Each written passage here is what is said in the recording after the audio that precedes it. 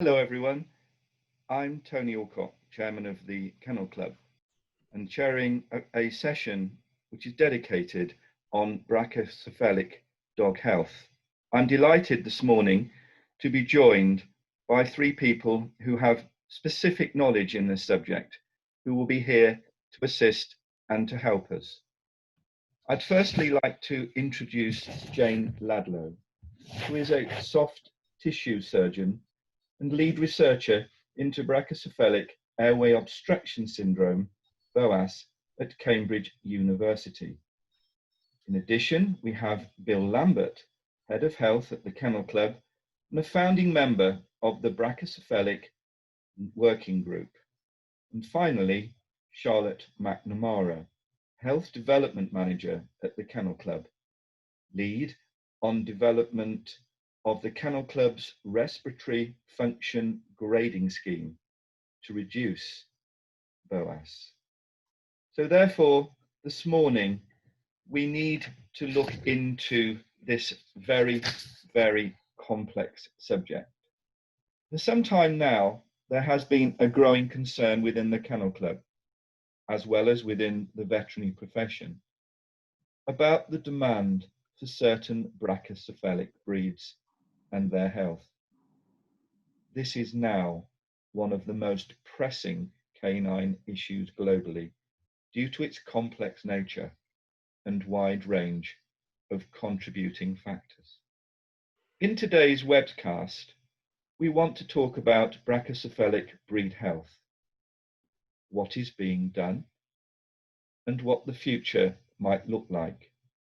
I'm delighted to have these people that have been working day in and day out with this subject.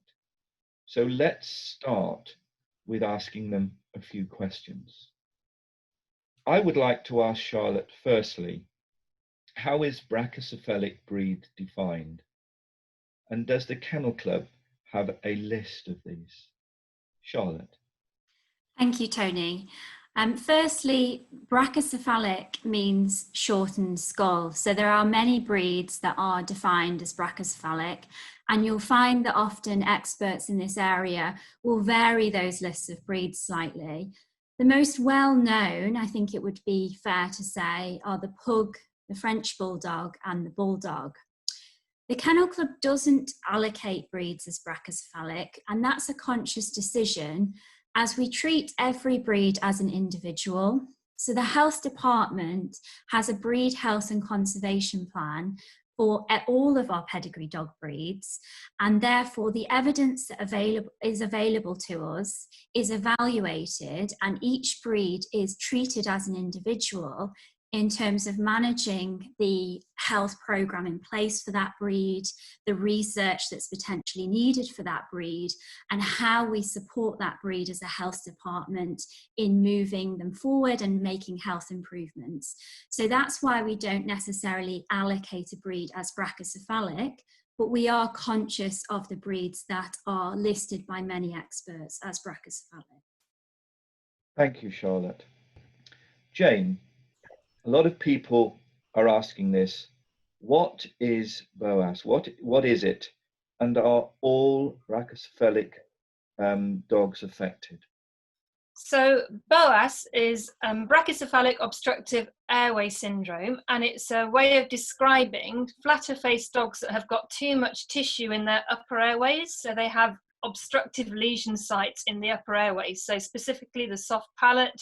It might be pinched nostrils, it can be excessive nasal tissue. Not all the brachycephalic dogs are affected. I've done quite a lot of work on the bulldog, French bulldog, and the pug. And in these breeds, about 50% of the dogs have got clinically significant BOAS. But we certainly are seeing many of these individual breeds where we have good dogs, very healthy dogs, and some dogs with absolutely no signs of airway obstruction at all. In the other breeds, we are not quite so clear what the incidence of BOAS is. Certainly, there are some breeds that look like they might have a little bit of disease, but there are other breeds, such as the Affenpinscher, where there is very little obvious disease in the small number of dogs I've looked at. I would like to look at some of these breeds in a little bit more detail so we can give those breeds a bit more information as well about how prevalent the disease is in the population. Thank you, Jane. Bill, what is your view of the Dutch government's new legislation concerning brachycephalic breeds? I do get very concerned when governments start to get involved in some legislation when it's regarding breeding, because we have seen some of the negative effects, what's happening in this country. And I use as an example the Dangerous Dogs Act, which was a law that was brought in a very quick period of time, and it actually served to actually make a breed extinct, and it simply did not work. And it's largely because I don't think the government understood the implications and the unintended consequences of what can happen when you do legislate. What's happened in Holland and what's possibly going to happen in France is when a government uses a blanket approach, it focuses on a small number of dogs and doesn't get to the root of the problem. The largest problem at the moment is that the decisions they're making are not evidence-based. They're not looking at the evidence. They're making laws based on the appearance of dogs. And that's why I use the similarity with the Dangerous Dogs Act. It's a law that was based on the appearance of the dogs. And we're seeing the same sort of thing brought in other countries where they're looking at the dog and saying and making an assumption that the dog is unhealthy purely because of the way it looks and the length of his nose. And we know that that's not the case from Jane's research.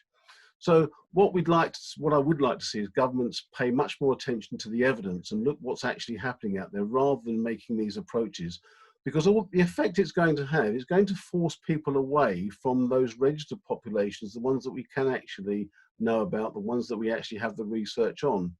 If people want to buy a certain type of dog, they will get that type of dog from somewhere. So it's a matter of educating the government and educating people what the type of dog that they should buy and what they should be looking for. We've seen, when we see this increase in demand for certain dogs, then we just see a black market effectively develop, and it pushes buyers away from good breeders, and they will find a puppy from a poor source. So a blanket approach simply does not work, and we need to work together to try and find solutions, and the government really need to understand that legislation will not work in this certain area. Thank you. Moving on from that question, Bill, obviously the French have joined in, so to speak, in with the issue, and obviously you have, I assume, been speaking with them. Could you affirm that, please? Yes, we have. We've been in touch with a number of kennel clubs. We've written to them expressing our concern. In actual fact, we've also written to some of the governments as well, because we really want them to look at the evidence. As I said before, it's important that they actually look at the evidence and what is actually happening out there and the research that we've done. We have reached out to a number of the kennel clubs, and we're actually speaking to them about offering the scheme that we have actually developed in the UK, offering to them under a license arrangement, so that they could actually have access to effectively Jane's research and actually develop the scheme that we are running in the UK alongside us and run it for their own countries. So we are talking to them, and it is a time I think that the dog world needs to unite, because a lot of countries have the same concern. We're all concerned about animal welfare, and it's very important that we do address these issues. But as I keep saying, and I'm sorry if I'm repeating myself, but we do need to look at the evidence. Thank you, Bill. Thanks very much indeed. And probably the difficult question now, Bill, for you, is there a likelihood that the UK government will follow France and Netherlands in respect to this? I would hope that the UK government wouldn't follow what other governments have done. And we talk to DEFRA on a regular basis, so they are aware of what we are doing in the UK. It's one of the reasons we started the Brachycephalic Working Group, because we wanted to get all the parties who are concerned in animal welfare to actually join us, because we haven't necessarily got all the solutions, and we need to look to others to actually help and work with us to develop the solutions.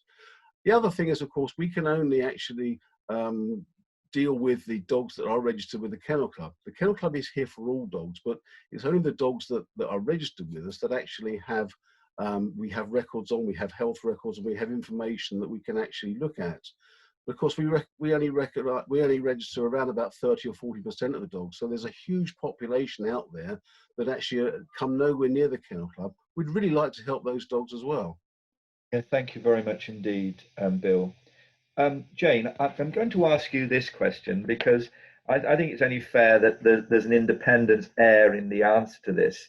Is what do you see as the main issues with these blanket approaches to brachycephalic health? I mean, I have sympathy with the idea that if you just make the nose longer, then you're going to improve the health of the dog. But from what we're seeing in some of our research, that's not necessarily true. And actually, the most important conformational factor for us is the nostril. So we've been working with the breeders for the last 5 to 10 years and talking about the importance of assessing their dogs and making sure they're only breeding from the healthiest dogs. And by doing this, we're hoping that we're going to end up with a progressively more healthy population of these breeds.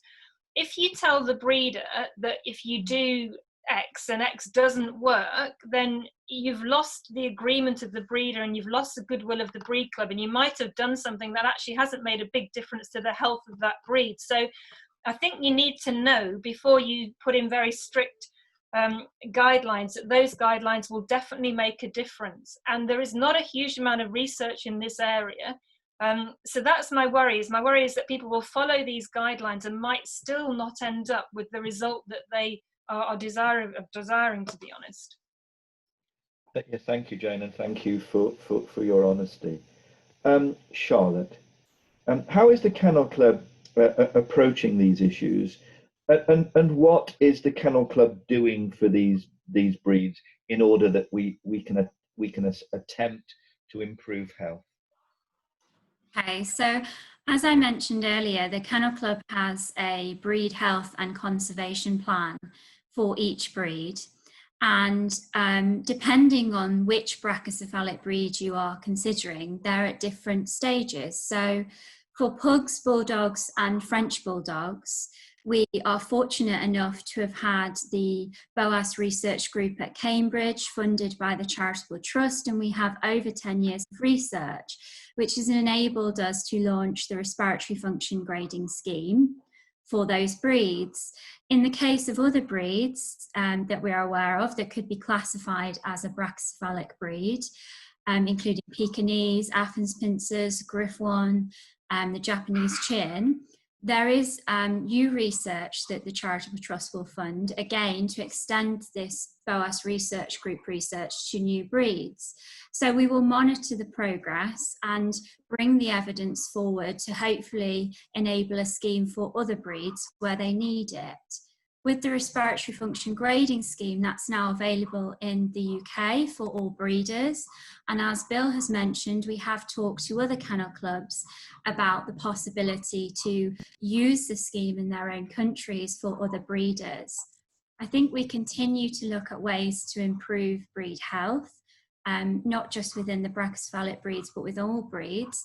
And we will always look at ways to introduce a health scheme where one is possible for that condition.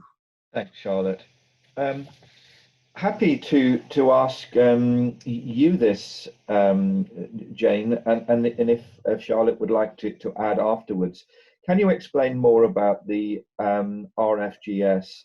What's the science behind it, how it works, and can it be used internationally as part of the solution? And we may, of course, have to explain exactly what RFGS stands for too. So if I could start with you, Jane, and then I may bring Charlotte in. So the RFG scheme is the Respiratory Functional Grading Scheme. And what we did when we were initially looking at our French bulldogs, and pugs is we assessed these dogs clinically. And then we devised an objective respiratory or breathing test that used a perspex chamber, which was actually a plasmography chamber. So that gave us an objective test of the dog's breathing. But not all dogs would tolerate the chamber. And the chamber is, it's a little bit tricky to use and it's quite expensive. So it was a great way for us in the lab in Cambridge to get a result of the breathing. But it didn't really work for general practice, and it meant that some people were having to travel with their dogs considerable distances. And the way we trained the data for the chamber was with this functional grading assessment. And the assessment included listening to the dog's breathing before and after an exercise test, and also assessing the respiratory muscles and any evidence of respiratory stress.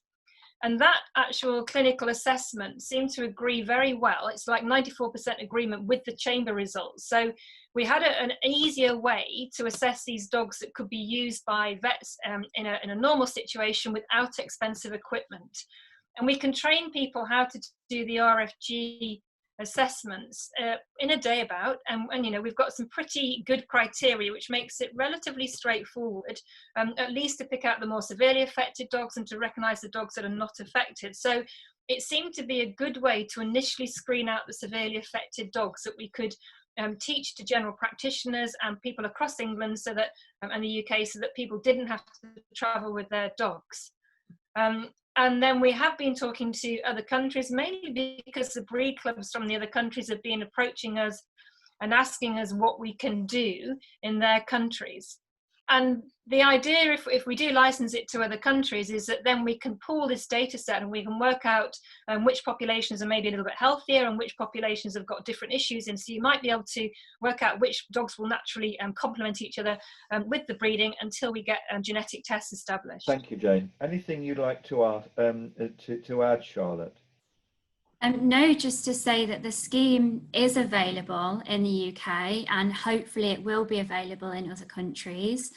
And as a community, this scheme is the best way for breeders to engage and actually embrace the evidence and the science. This evidence is here. This tool is available for you via the UK Kennel Club and through other kennel clubs.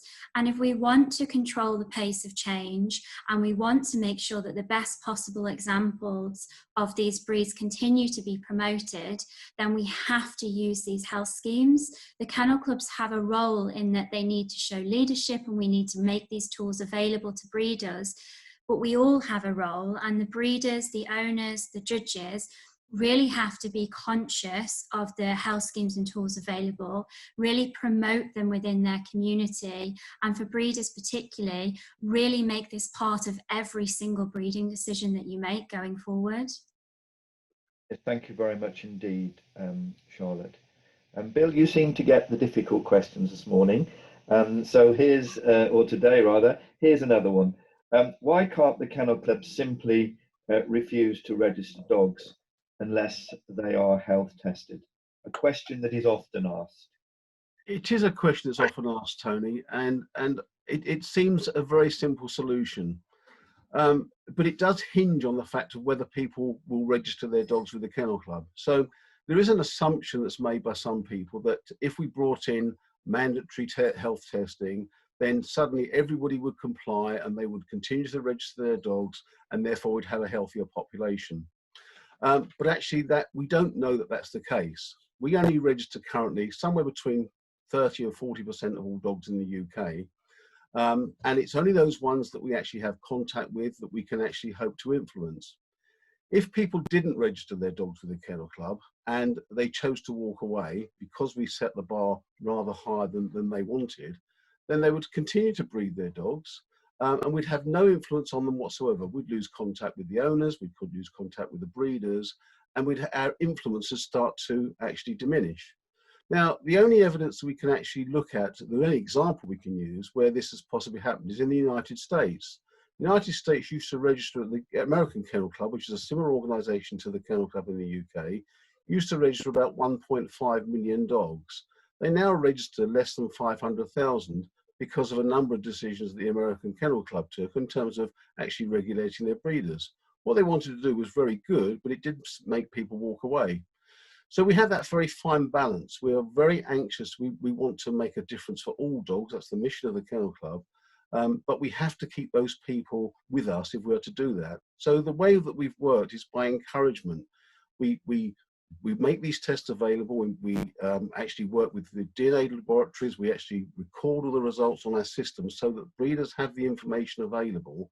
And then we have to encourage people to take those tests and use the available tests. One of the most successful longest term tests that we do, of course, is the HIP scheme, which has been running for many years now, but it has taken some time for breeders to make use of it. But we can say today that vast numbers of the breeding dogs that are used in the Labrador population, for example, are HIP score before they're bred from. So we do have the success, but it sometimes takes a time. But we do, I think it's incumbent on all breeders, and I think the world is changing, the landscape's changing now. I think that the breeding is now a complex decision. It's no longer the case we can just look at a dog and say, I like the look of that dog, I'm going to use it at stud and have puppies from it. It's a very complex decision, but it's a very exciting time for breeders because you have all this information available and you can actually now breed away from health conditions if you make use of those health tests. The other thing I will say is that we have a large population of breeders who register with us who only register ever one litter, sometimes in their lifetime. So we have this changing population of people coming in and out of the Kennel Club, and they are the people that produce puppies for the general public, the normal litters that people need a source of puppies to go to, and breeders out there are doing a great job. But we do need to encourage them to make sure that they make good breeding decisions. And it is complex, and it is a balance, of course. Thank you, Bill, for enlightening us in an area that's often asked. And thank you for your very comprehensive answer in that. Charlotte, moving on to the fact that we're all contacted on a regular basis, myself included as an individual, as someone who has worked and bred and loved brachycephalic breeds. A lot of people are saying, well, how home and abroad, how can we make a difference as an individual or a club? Is there anything we can do, and what can we do to assist as part of the solution? I think you've already alluded to that already, but is there anything a message that we can give out today to those people and to those clubs, both at home and figuratively speaking abroad? Of course, and I think that this is a commonly asked question, and many people say this is such a huge issue, it's so complex, you know, the health of these breeds can be so complex, and what can we do as individual breeders or individual clubs when this is such a huge global issue?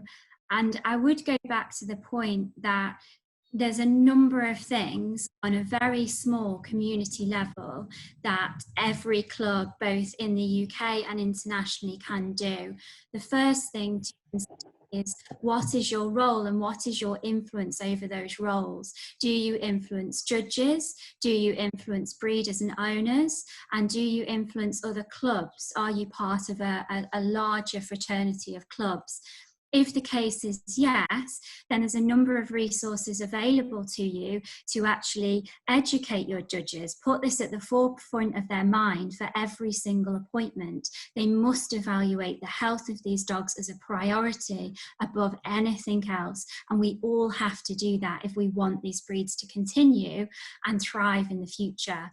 If you are a club and you potentially have resources or possibilities to fundraise for your breeds, then there are some really large projects moving forward for BOAS that would be fantastic if you can support. And I think that we have some information available on those today. So if you have the ability to fundraise, if you have the ability to come together and actually do your part to contribute to future research, then that's also incredibly influential.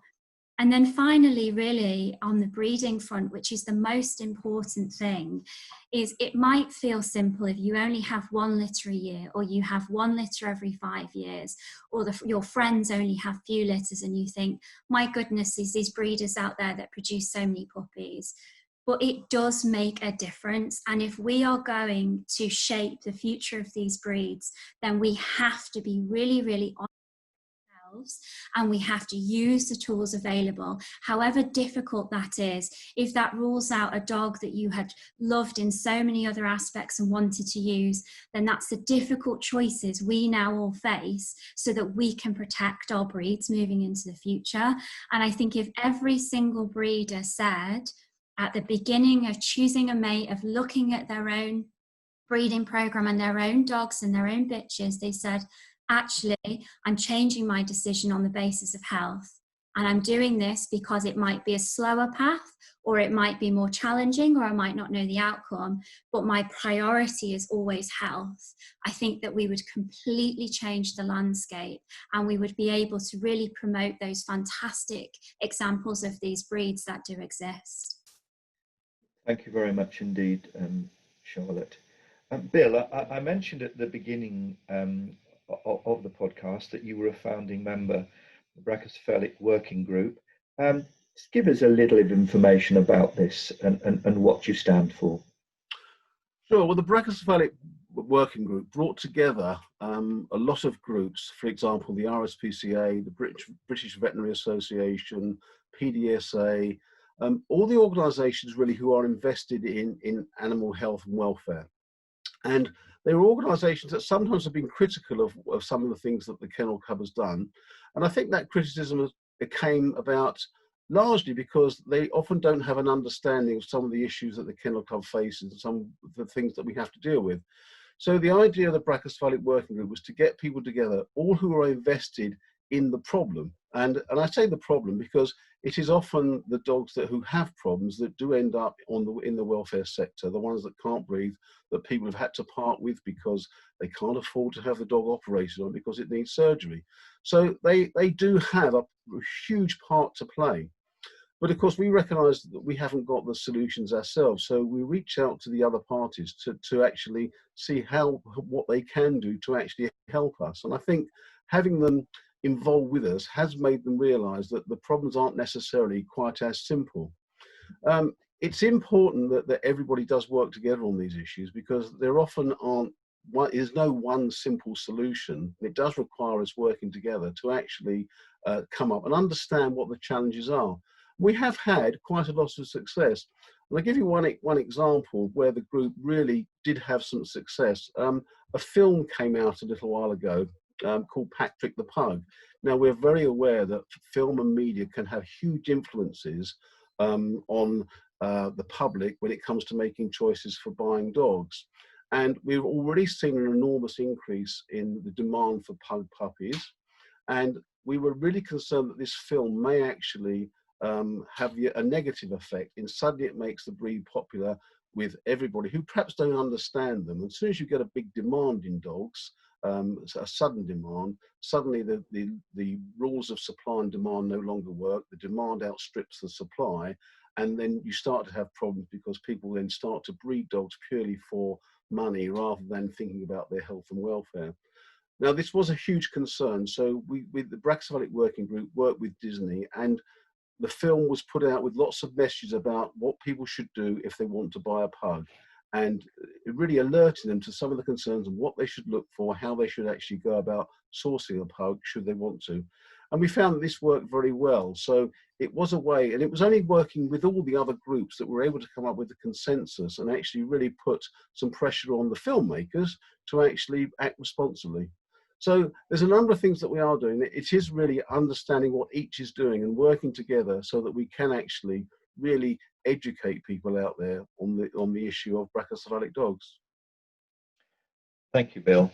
Charlotte, we often in the world of dogs just sometimes become rather insular and look at what we do within the breed. But what is the Kennel Club doing to educate the general public? Obviously, Bill's alluded to this, rather than those that are not just already inside the in the hobby or the sport or whatever.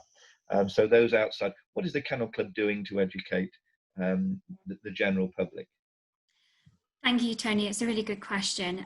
Our main focus is actually the general puppy buying public, because actually there is far more of the purchasing of brachycephalic breeds, pugs, bulldogs, French bulldogs, outside of hobby or specialist environments than there is within. And many of those people are who are looking for a puppy are well intentioned and go out with the right intentions, But unfortunately, puppy farms today in the 21st century don't look the same as they used to. And the signs of actually looking for a good breeder and how to spot somebody who's maybe not the best breeder to go to in this example are not as easy to spot. So we have a Puppy Wise campaign, and many of the messages within the Puppy Wise campaign are appropriate to the brachycephalic audience and the puppy buying audience.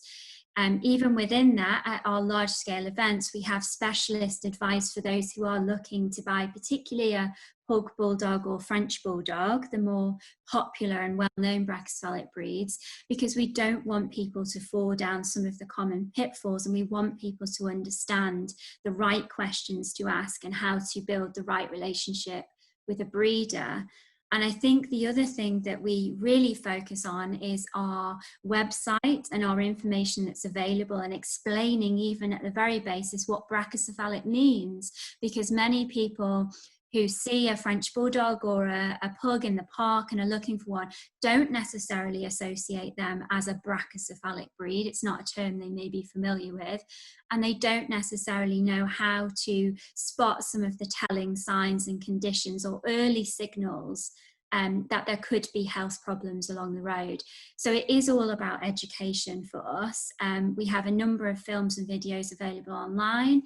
We have a depth of resources available on our website, and we will continue to look at ways to work with partners and other organisations, including large veterinary groups, to actually get this message out to the general public and to help people find a responsible breeder if this is the breed they're interested in. Thank you, Charlotte. And Jane, just on that subject, have you, in your own mind, any future plans that you would like to pursue, so we can do more, we can do further, based on what we do already? And I think it's proven that we're already, mostly on the subject. But in your own mind, is there more that can be done? That's a very good question. So one of the things I'd like to do, that I have been doing over the last year, is to encourage the Respiratory Functional Grading Scheme to be taken up in general practices. So we have regional assessors that we are using, but it's something that we can use in a practice situation, so people can have their puppies brought in, you can talk about their airway, you can introduce airway disease before the puppies have got any signs of breathing issues. And then hopefully, if you just talk and keep the conversation going, owners will spot the lesions earlier and then have them treated earlier. And also we can then encourage the breeders to use their assessors, regional assessors, to get the breeding assessment. So I think the more we talk about this and introduce it at an early age, before the dogs have got signs of disease, the better and the healthier the populations are likely to be. Now, we also have a number of other brachycephalic breeds that are kind of lumped in with BOAS, but at the moment we don't really know the extent of disease in these breeds. And I think before we actually just assume that every brachycephalic disease has got the same kind of issues with their breathing, we should actually make sure that we do know that and see what the different lesion sites are. So in the next few years, I'm going to try and look at a lot of the different brachycephalic breeds in detail. So assess them clinically and also with some imaging, and try and work out which populations and which breeds are at risk, and then what we can do for those particular breeds. Thank you, Tony. Thank you very much indeed, Jane. So there is the one and final question to all three of you, and I'll ask you to take it in turn. Firstly, with you, Bill, what do you believe that you and the Kennel Club will hope to happen in the future? This is a big question, Tony. What I'd like to see, personally, is a healthier future dogs, and I think for dogs. And I think we are getting there. We can look at some areas where we've made huge progress. There are some diseases, and breeders for a long time have been working to eliminate disease from dogs. And we have seen some breeds where diseases have completely disappeared. And I use one example is my own breed, the miniature bull terrier, which primary lens luxation, a terribly debilitating disease that caused blindness. And that disease now, there's a test for it, breeders can test, and they can know with all full confidence they're not going to breed animals that are going to go blind during their life. So there are tools out there for breeders to use, but it isn't getting people to encourage breeders to use those tools. But also we have to reach the puppy buyer, because ultimately puppy buyers need to ask those vital questions. And if there's pressure on breeders to actually breed healthy dogs from organisations like us and the breed clubs, and we have pressure from puppy buyers who ask the right questions about the dogs, are the parents tested, are the breeders doing all the right things to actually breed healthy dogs, then that will actually get us into a place where we want to be, where all breeding decisions are made for the right reasons. And as Charlotte indicated earlier, we have a responsibility as breeders. We really do need to put health at the forefront. Breeding is a huge decision. You have to take lots of factors into account when you're making those breeding decisions, but health really needs to be right up there as one of the most important things. Thank you, Bill. And Jane, what do you wish for? So, Tony, my original research started because I was doing airway surgery and I wasn't sure that my results were the same as those reported in the papers, which was usually just on owner questionnaire, often using a telephone. And actually, we have worked out that surgery does improve most dogs, but it doesn't cure the majority of them. And I have weeks where I'm operating on 10, 11 or more of these dogs. And I would like in 10 years' time to have done myself out of a job because the number of airway surgeries has dropped so much, okay? And if I do that, I'll be absolutely fine about it. Okay. Thank you, Jane, but I think somehow you'll have an important role to play in the future, and thank you for your honest answer. And finally, Charlotte, what do you wish for? Well, I think that we can't forget that BOAS is a really, really debilitating, awful condition for any dog to have. And I think that it's quite difficult for people who have been very involved in the breeding of breeds to feel very protective and maybe not have had some of those really challenging experiences. But we mustn't forget that the people that we sometimes see as on the opposite side of the table to us or from a different perspective, that are very, very passionate about the welfare aspects of BOAS, it comes from a place of concern for animal welfare and because we all love our dogs. And I think that we mustn't forget how difficult BOAS and how challenging BOAS is to the dog. So I would like to see us all actually working together to see a reduction in what is an awful condition that we don't want any dogs to have moving forward in the future. And as I said earlier, I would like people to prioritise health and make sure that every decision they make moving forward, however small and however small an influence they feel it will have, they make health the priority and that they really try to promote the best possible ambassadors for these breeds on that basis more than any other factor. And I think that that will hopefully see many, many future generations be able to enjoy the really positive benefits of owning these breeds because they are wonderful characters. There is so much to love about them. So we really should all work together and make sure we can protect their future. Thank you very much indeed, Charlotte. I think that almost concludes a very, very useful podcast. And before I conclude, could I just say that those people that have inquired about how they may assist going forward in their own way, those that wish to support further research, the Kennel Club's charitable trust is obviously has a campaign which supports Jane's research into BOAS, and I will put some links at the end of the podcast of where you might be able to actually donate, and those clubs and individuals may wish to consider this to support it, because I'm sure you'll understand from what we've delivered today, it is a far-reaching issue that I believe that we're making roads in to address, but of course it does need support not only in kind but also in monetary form. For those involved in breeding brachycephalic dogs, please make use of the tools available. And if you breed bulldogs and French bulldogs and pugs and have access via the Respiratory Function Grading Scheme, This will help collect more data. This is crucial for going forward to enable good breeding decisions to be made, and will protect the health of the breed of which you love. The links to donate or to find out more, we will flag up at the end of the podcast. And from a home front, from a Kennel Club perspective, we will and are planning respiratory function grading scheme assessments, which, when the world awakes and we get back into the situation when we feel able to do this in a safe and responsible way, we will be actually taking and staging further assessments. So without further ado, I would just like to offer my sincere thanks to you, Bill, to you, Jane, and to you, Charlotte, for your expertise, not only for giving and sharing that today, but the genuine desire that you have in your professional and personal lives to further the health and welfare of all breeds, but particularly brachycephalic breeds that we deal with as well. Thank you very much indeed.